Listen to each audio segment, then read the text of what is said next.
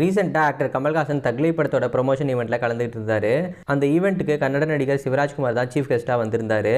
அந்த ஈவெண்ட்டில் கமல்ஹாசன் பேசும்போது, இவர் அந்த ஊரில் இருக்கிற என்னுடைய குடும்பம், அதனால தான் நான் வந்துட்டு பேச ஆரம்பிக்கும் போதே உயிரே உறவே தமிழே அப்படின்னு சொல்லியிருந்தேன். கன்னடமும் தமிழ்ல இருந்து வந்ததுனால தான், அதனால அதில் நீங்களும் வருவீங்க அப்படின்னு சொல்லிட்டு கமல்ஹாசன் சிவராஜ்குமாரை பார்த்து சொல்லியிருப்பாரு. அதுக்கு சிவராஜ்குமாரும் ஆமா அப்படின்றது போல ரொம்பவே பொலைட்டாக தலையசிச்சிருப்பாரு.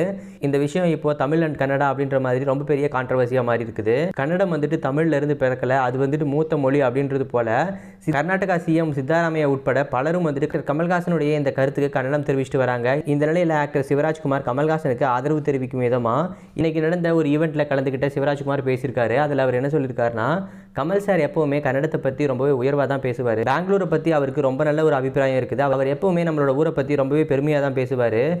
நான் சின்ன வயசுல இருந்தே பார்த்து வளர்ந்த ஒரு ஆள். நான் கமலோட தீவிர ரசிகன். சிலர் என்ன கேட்கலாம், உங்களுடைய அப்பாவோட ரசிகனா இல்லாமல் எப்படி கமலோட ரசிகன் அப்படின்னு சொல்றீங்க அப்படின்னு சொல்லிட்டு. என்னோட அப்பா வந்துட்டு என்னுடைய குடும்பத்தை சேர்ந்த ஆள். ஆனால் கமல் சார் வந்துட்டு வேற. அவர் ஒரு ஆக்டராக மட்டும் இல்லாமல் அவர் எனக்கு ஒரு நல்ல ஒரு இன்ஸ்பிரேஷனாகவும் இருந்தார். உங்களில் ஒருத்தருக்கும் எப்படி உங்களுக்கு ஒரு பிடிச்ச நடிகர் இருக்கிறாரோ அதே மாதிரி எனக்கு பிடிச்ச நடிகர்னா அது எப்பவுமே கமல் சார் தான். ஆடியன்ஸ்க்கு என்ன தேவை அப்படிங்கிறத அவர் புரிஞ்சுக்கிட்டு அதை செய்வார்.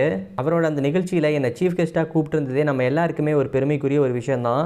நேற்று அவர் நம்ம கூட தான் இருந்துட்டு அந்த மாதிரி பேசியிருந்தார். அப்போது நீங்கள் யாராச்சும் ஏதாச்சும் கேட்கணும்னு நினச்சிருந்தீங்கன்னா அப்பயே கேட்டுருந்துருக்கலாம். அப்போ ஏன் அமைதியாக இருந்தீங்க அப்படிங்கிறது எனக்கு தெரியல. யாராச்சும் பேசும்போது மட்டும் கன்னடத்து மேலே அன்பு இருக்கிற மாதிரி பேசினா போதாது. அது எப்பவுமே நிலையானதாக இதயத்திலிருந்து வரணும். எல்லா ஊடகத்துக்கும் நான் ஒன்று மட்டும் சொல்லிக்கிறேன், ஏதாச்சும் நிகழ்ச்சிகளில் யாராச்சும் கன்னடத்தை பற்றி பேசினா அப்போ மட்டும் உற்சாகப்படுத்தாதீங்க. அதே ஆர்வத்தை எப்பவும் காட்டணும். கன்னடத்துக்கான நம்மளுடைய அர்ப்பணிப்பு வாழ்நாள் முழுவதும் இருக்கணும். தேவைப்பட்டால் கன்னடத்துக்காக போராடவோ ஏன் என்னுடைய உயிரை கொடுக்க கூட நான் தயாராக இருக்கிறேன். கேமரா முன்னாடி கன்னடத்தை பற்றி புகழ்ந்து பேசுறது போதாது, வார்த்தைகளை விட செயல்கள் தான் ரொம்பவே முக்கியம்.